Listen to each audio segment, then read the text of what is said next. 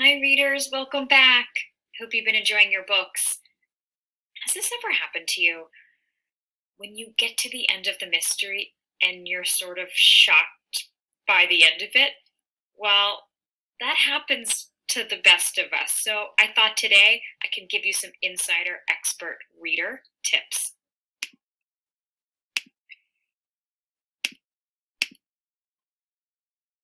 Readers, last we worked together, we talked about hidden clues and especially trying not to get fooled by the red herring clues, the clues that almost seem too obvious, the clues that lead us down the wrong path.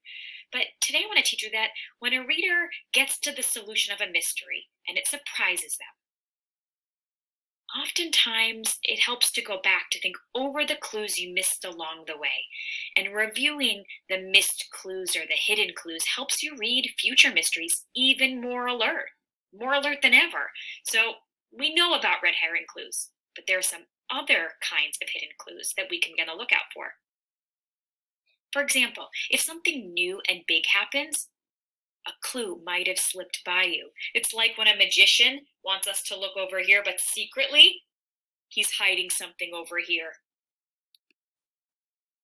We can often look where readers may not have noticed. Sometimes clues are hidden inside the dialogue or the jokes or even the descriptions of the characters, the way they look, their clothing. Sometimes it helps to think back about how details might be connected to other details that at first we thought were completely unimportant. So I'm going to put back up a part of our read aloud, and I want us to be especially alert. Are there any hidden clues, maybe in the descriptions of the characters or in the dialogue? Maybe some details that we didn't realize were important actually might be clues right here. Okay, this is from the chapter when Dink and Josh and Ruth Rose and Mavis Green sit down at the diner counter together. Gee, thanks, Josh said. I'll have a scoop of mint chip and a scoop of pistachio.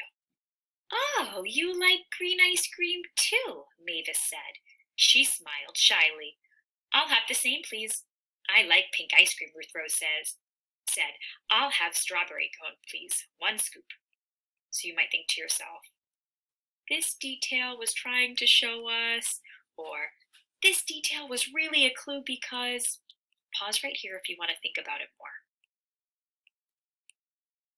Did anybody notice the little detail that Mavis Green smiled shyly? She might have something to hide with that shyly and that little smile. Or anybody notice the green ice cream? Not just any flavor, green ice cream. And whose favorite color is green? Wallace Wallace. Maybe some of you were even thinking, oh my gosh, Green, the character's name is Mavis Green. How could we have even missed that? Authors are sneaky. They hide clues in all sorts of places. So readers, think about all the strategies you know how to do.